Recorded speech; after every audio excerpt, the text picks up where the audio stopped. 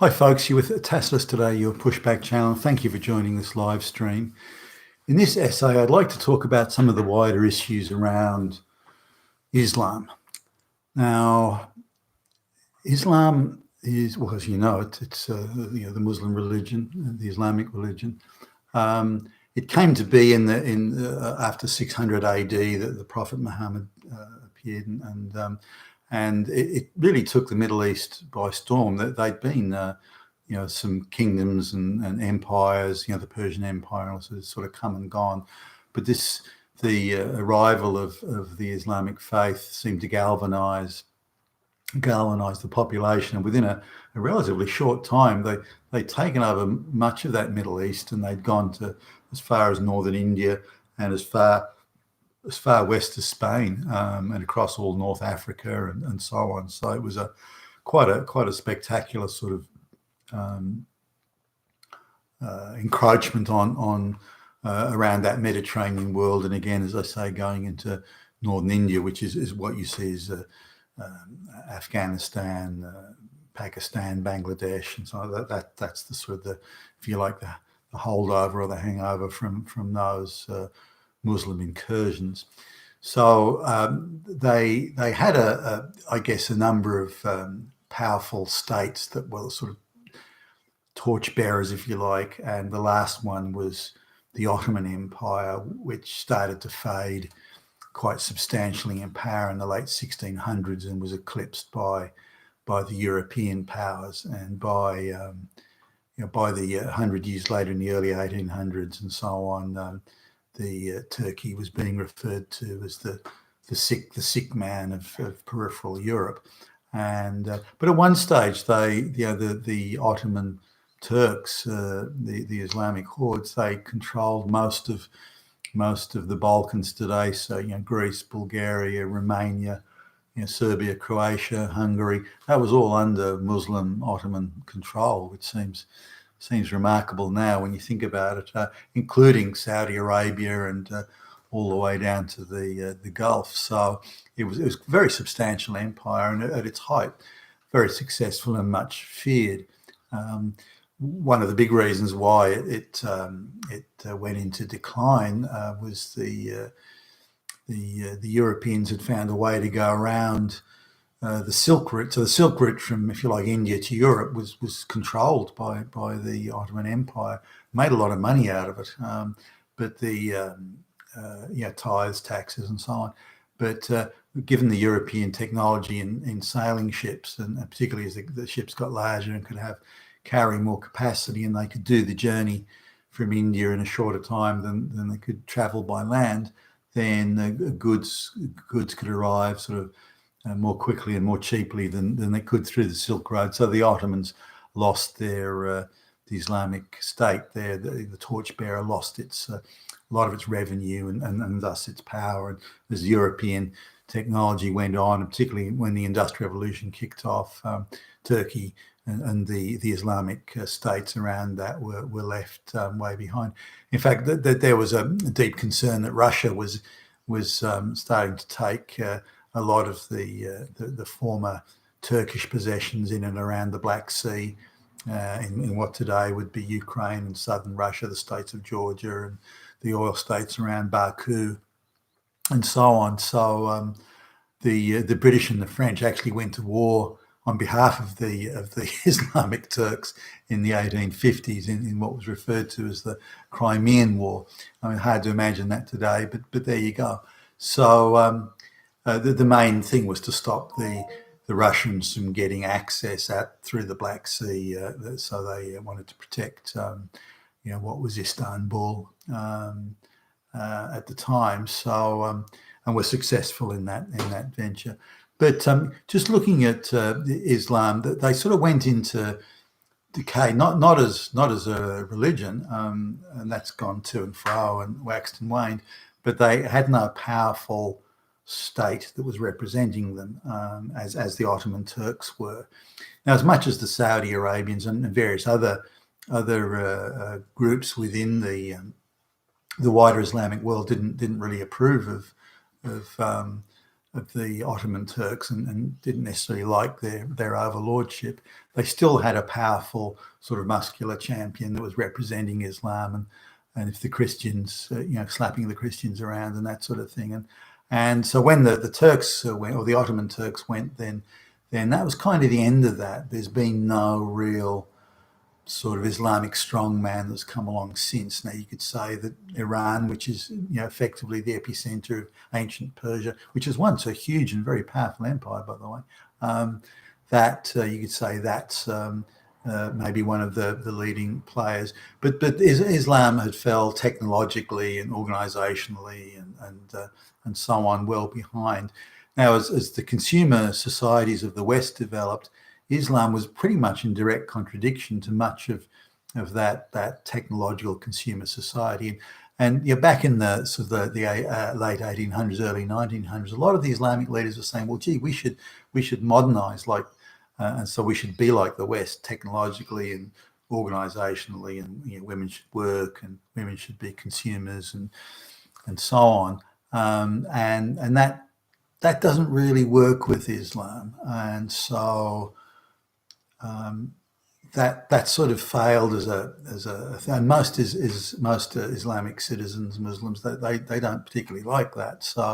So they want to keep things as they are, which is why you still get these sort of almost semi-Stone Age tribal societies in Afghanistan and the like. The Afghanistan of today is barely more technically advanced than it was in the days of the British Empire 150, 200 years ago. So that's the state of Islam now. Now, I've given that I've done business around the world and gone to many countries. I've gone to many Islamic countries, ones that are quite devout in their Islamic their application of Islamic and Sharia law. Others that are not so much. So there's been a wide range there, but at the times I've gone there when there's been military adventurism by the West, such as going into Iraq and Libya and that sort of thing, and generally stirring up trouble. One of the problems the West has got is the globalization project, and Islam is the way Islamic society is structured and the way the Sharia law and just the way they live is all interconnected, and all roads lead back to their religion. And if that's what they want, that's fine. That's their business. Not up to me to be lecturing them or anyone else for that matter.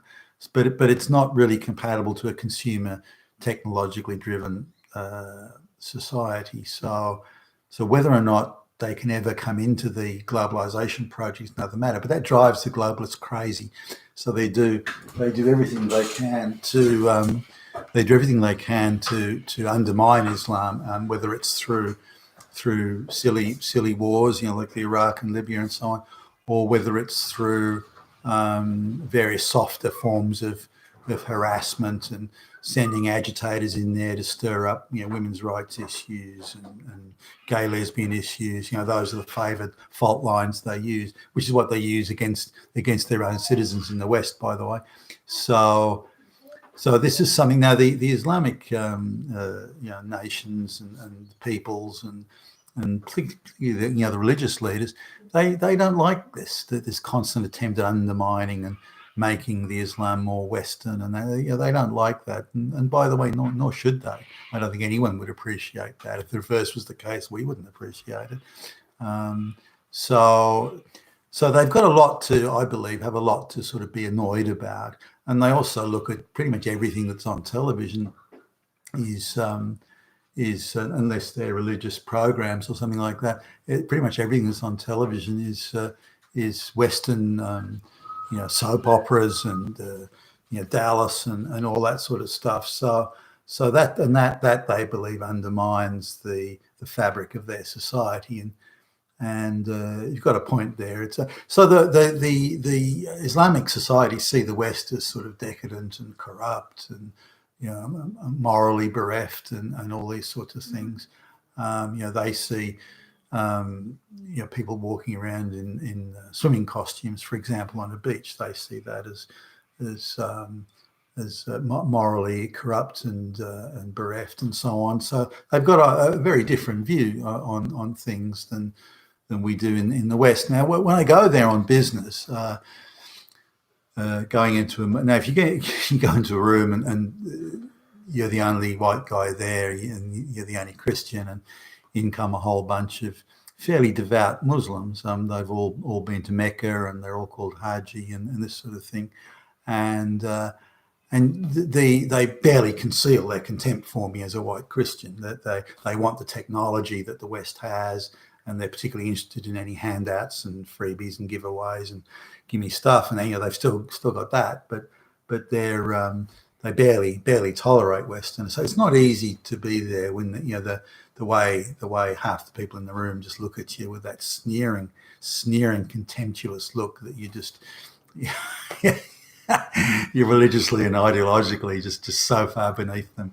You're a corrupt Westerner. And they know nothing about me personally, what my views may or may not be, but it doesn't matter. And some places I've been to, if looks could kill, seriously, they'd have been carrying me out on a stretcher.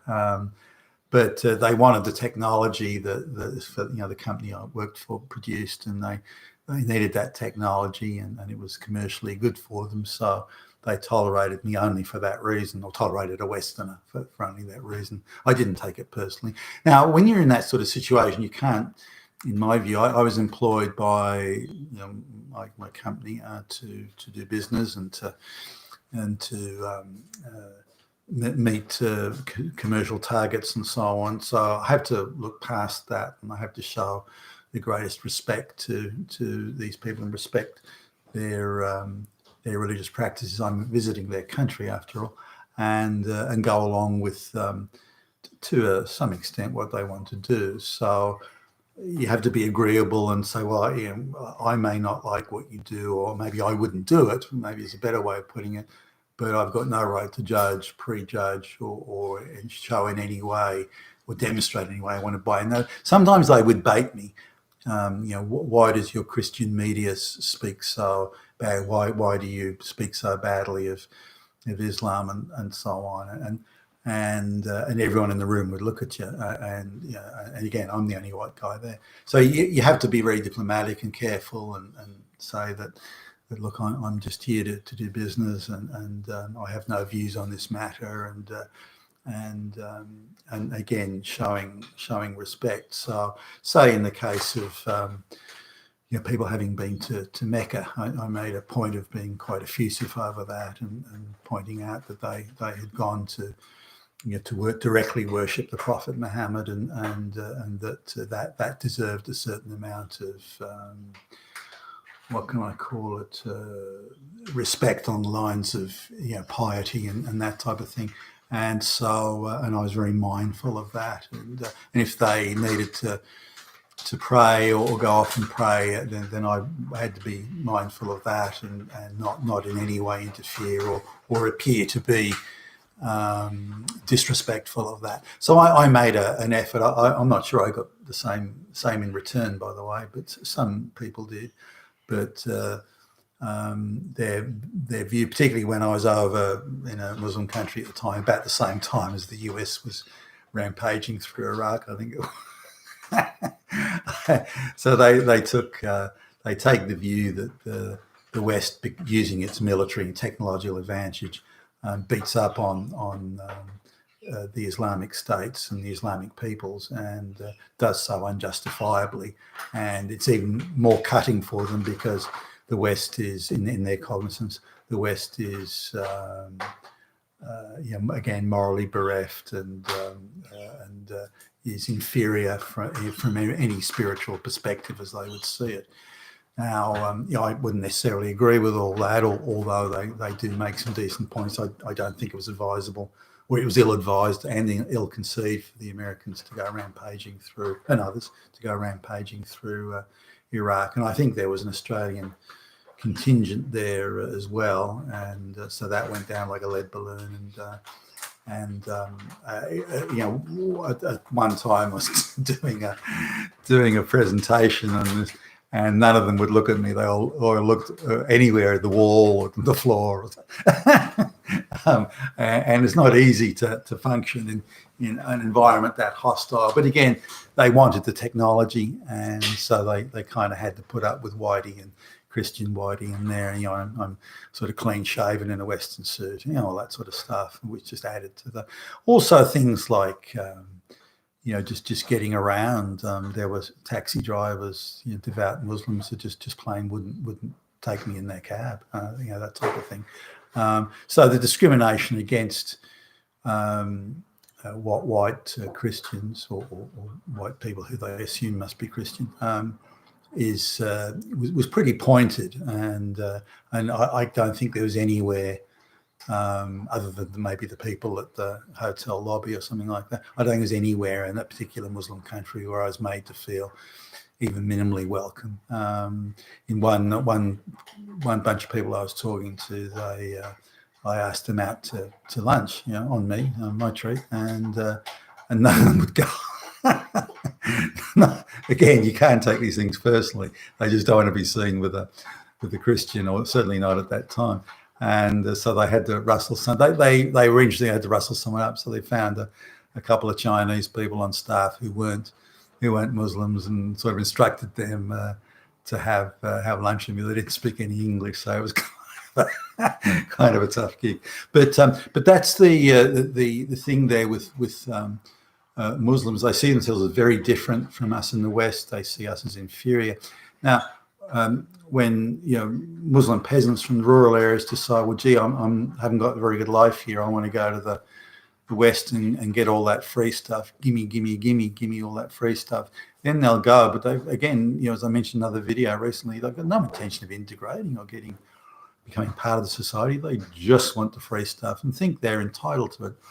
Now, some of these Muslim countries have at one stage or another had Western colonial sort of governments, and they look back on that with much disdain and resentment, and again that comes across when you visit these countries. So it was a bit of a walking a tightrope of doing what I'm paid to do, which is you go and talk to them about commerce and doing business, and to stick tightly to the business angle and not deviate from it at all. So, and that wasn't that easy given the hostility to white people and so on. And I was able to break some of that down over time, and they would bait you in various ways, like offer to take you to a brothel or something like that, and to see if you'd bite on that one. And if you very politely sort of declined, and then you went up in their estimation. So they would try various sort of little things, but the idea was that all white Western people are corrupt and so on, so spiritually bereft and the like. So, you know, there are some that may not be as bad as others, and I managed to fall into that category, but they were extremely prejudicial about white people and believed that we're all out to try and destroy Islam and undermine it and take away their very reason for existence, and that's something they feel very strongly about, and I understand that, and I agree with some of their concerns, although that's privately I would never state it to them, but nonetheless, so that's a bit about Islam. But coming back to I can't see Islam. There's maybe a few sort of Islamic countries that practice a form of sort of soft Islam. Indonesia is a case in point. You know, a lot of women work there, for example. They're not just and they keep wages artificially low, so they're probably, you know, so and you know, there's a lot of women working in Indonesia, not only in the service industries but in offices as you know, receptionists, things like that. So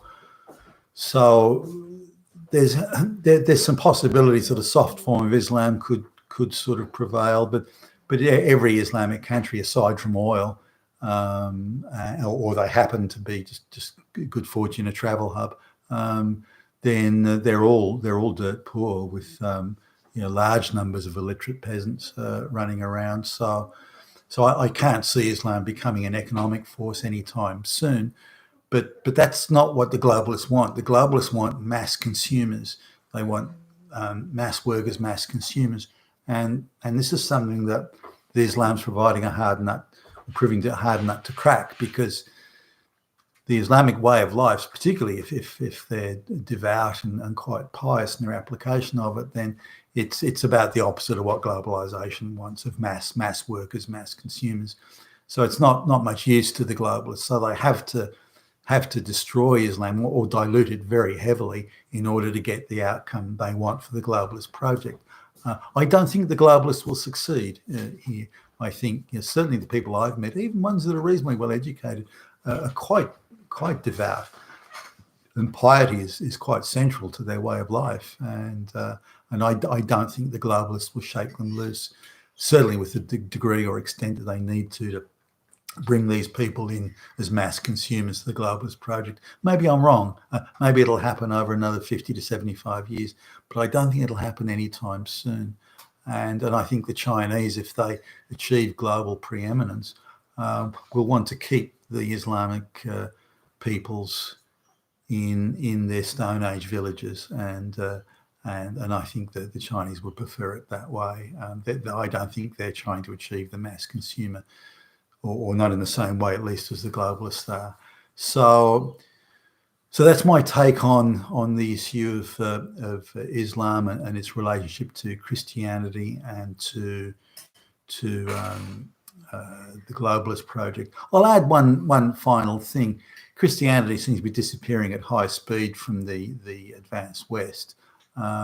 This actually has a twofold effect in Islam, whereas the Islamists don't believe in Christianity in the sense it opposes Islam or not the same as Islam, because anyone who's not of the Islamic faith is a non-believer, thus an infidel, thus a danger to Islam itself. So, but with Christianity, they can at least appreciate the piety and the devout nature of a devout Christian. But given that the West is losing that, then Christianity and what's left is going to be so diluted as to be barely noticeable as Christianity, then we get double contempt, if you like, from the Islamic peoples, because not only do we're not Islamic, but we're without a moral compass of any sort, and that's something that they sneer at. So anyway, that's my take on things. You've been with Tastus today, your Pushback channel, and thank you for listening.